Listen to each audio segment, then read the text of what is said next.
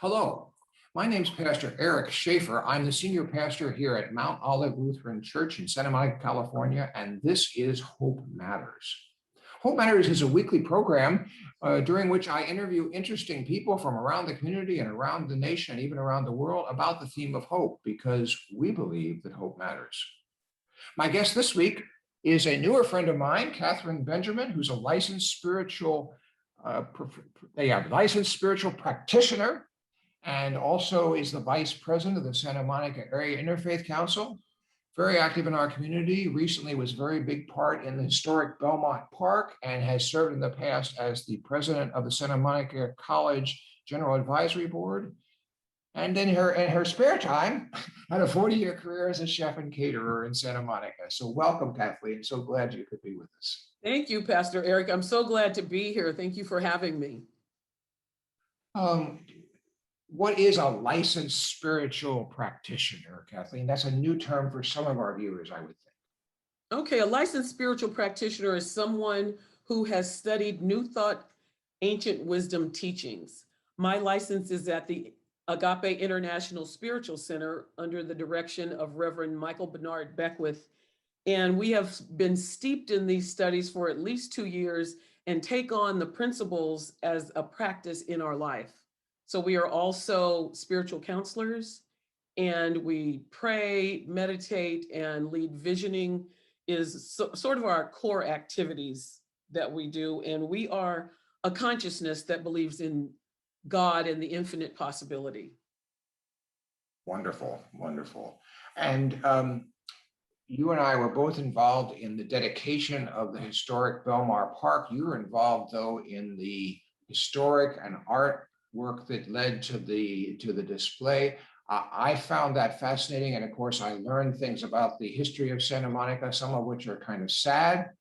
Not much of what is sad, but I think our viewers would be interested in knowing a little bit about the park and about what led to that. So let's start. The historic Belmar Park is built on a neighborhood. So tell us about that a little bit. Yeah, that's built on the neighborhood of the Belmar Park area, or the Belmar area, and some of the surrounding areas. That was a vibrant African-American community of families and Black-owned businesses that were vibrant from the 1900s to the 1950s. However, they were erased and burned out in the 1950s by eminent domain to be replaced by the Civic Center and the Civic Auditorium. The Belmar Art Project, History and Art Project, is a multiple use sports field that combined the sports field with art, community engagement, and history to create this project. And there's this wonderful art display that's by this young artist, and then there's wonderful historic tableaus by a young scholar. Of course, they're all young to me. They all are young to me. And you were involved with the artist and the scholar as in getting that set up. Yes, we did some amazing, when you say community engagement, they took community engagement to another level, where members of the community, we were learning from the historian and having projects where we began to research our own past. I mean, I found out, I didn't know that my grandfather came here in 1949 and worked at UCLA, came in from the Mobile, Alabama to start a new family, and all the different businesses that were there, and the different families and their descendants. We were even able to meet one another and share stories. So the Department of Cultural Affairs, Naomi and Shannon, really took that community engagement to another level. It's so amazing now that the students at Santa Monica High School and other students, people in the community, as well as tourists, will be able to go to that park and learn about those people who were erased. That's right. And then you convinced them to add an interfaith element to the dedication, and you brought in, let's see, there were about 6 or 7 of us.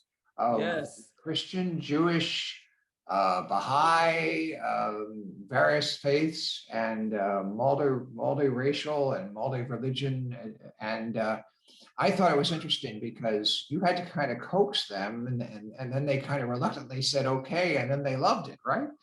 Everybody loved that. We got so many accolades about that, but of course, that's what you and I do anyway, as being part of the Santa Monica Area Interfaith. And it was really amazing to be able to share that. I mean, even the cameraman and some of the city employees, um, when they heard the different prayers, they were really moved on the spot and quite surprised by how moved they were. And your remember uh, blessing that you had there. And I think sometimes people like yourself, we forget the impact of what we do because we're immersed in it. And so that gave the community an opportunity, which that is available on the city site if anyone wants to go back and listen to it, available for people to see and feel what it's like when we share our faiths and our traditions. Yeah, I keep coming across it on the city's channel. They must be repeating it multiple times right now on their cable channel, but it's Yeah, also it's on, and it's also on their website, as you say. For people that don't know anything about this, look up Historic Belmar Park on the City of Santa Monica website. You can learn all about this. And as we said in our prior conversation, it's just one example of African American communities that have disappeared and other ethnic communities that are part of Santa Monica's history that no one seems to know about. And so it's fascinating to me. Did I tell you my dad taught American history? So I guess that's where I get some of that. But it's fascinating to me to see these parts of our history that kind of have been forgotten and to remember them, as I said. So. And they're so valuable. I mean, this is how we will be able to have racial equity and social justice. We have to remember the contributions of everyone. We have the opportunity to remember the people and the community that lived at Belmar, and it gives us an opportunity, like the interfaith prayer, it gives us an opportunity to stand together in solidarity and to begin to heal those old wounds and move forward together. That's right. That's right. And what's the saying from your lips to God's ears, right? And Yes. and Yes. that's so true. Um, you also, in your retirement, you've been this tireless community activist for good. But you did have a long career in the food service business. I think our viewers would be interested to know a little bit about what you did as a caterer and chef for all those years. Well, I started my business in Santa Monica. I started out locally with Boy Scouts and Girl Scouts. I've catered several Stairway to the Stars at the Civic Auditorium. And for many community members, as well as I was private chef to the stars. I had two companies, one called Your Private Chef and one called Catering by Kathy, where we were able to do some high-end catering and private chef work for the community. And you never know who you're serving, but we do show up in full service to what it is we're doing. I had clients like Steven Spielberg, Danny Thomas, Brian De Palma, and many others I had the opportunity to meet and work with. Wonderful, wonderful. And now you're giving back to the community in ways that you probably couldn't have imagined when you started this out. No, Robbie Jones and I were standing at the dedication of the time capsule, which is part of the Belmar project, looking across the street at Santa Monica High School, where we both graduated from, going, who would have thought? Yeah. Standing here and contributing to the community in this way. One of my favorite sayings is, you want to make God laugh, tell God your plans. Oh, boy. Absolutely. I mean, now that we're talking about Hope Matters, I realize that I really am an ambassador to hope. I understand that infinite possibility lies everywhere, regardless of what you believe in, whether it's Mother Nature, God, Buddha, whatever. Anything is actually possible. And often we forget and we lose sight of that possibility.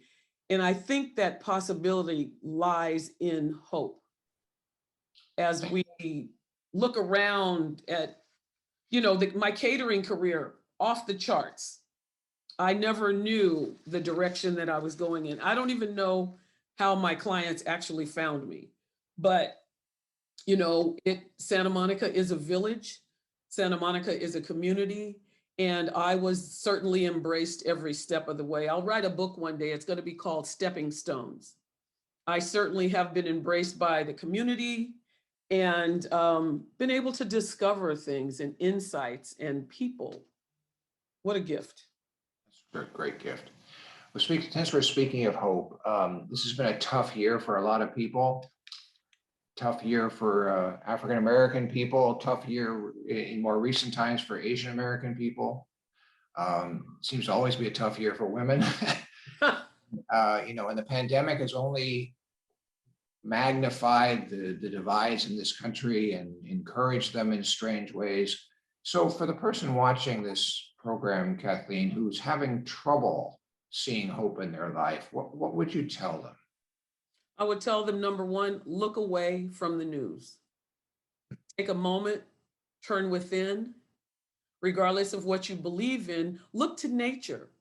There is something in your immediate view, no matter where you are, that is a signal of hope. It's a signal of the infinite possibility of God that's available.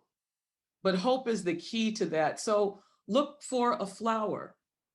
Look for the sunrise. All of that, for me, is a signal of hope. It's right in front of us. And I hope that we can grow this hope together. Thank you very much. I think we have covered it very well today. Kathleen, thank you so much for being with us. I really appreciate it. Thank you so much. This has been Hope Matters, a production of Mount Olive Lutheran Church in Santa Monica, California. I'm Pastor Shafer. Today, our guest was Kathleen Benjamin, a community activist with her heart. I was going to say your hands, but it's really your heart in so many areas of our community. And we're so grateful, Kathleen, for you being with us.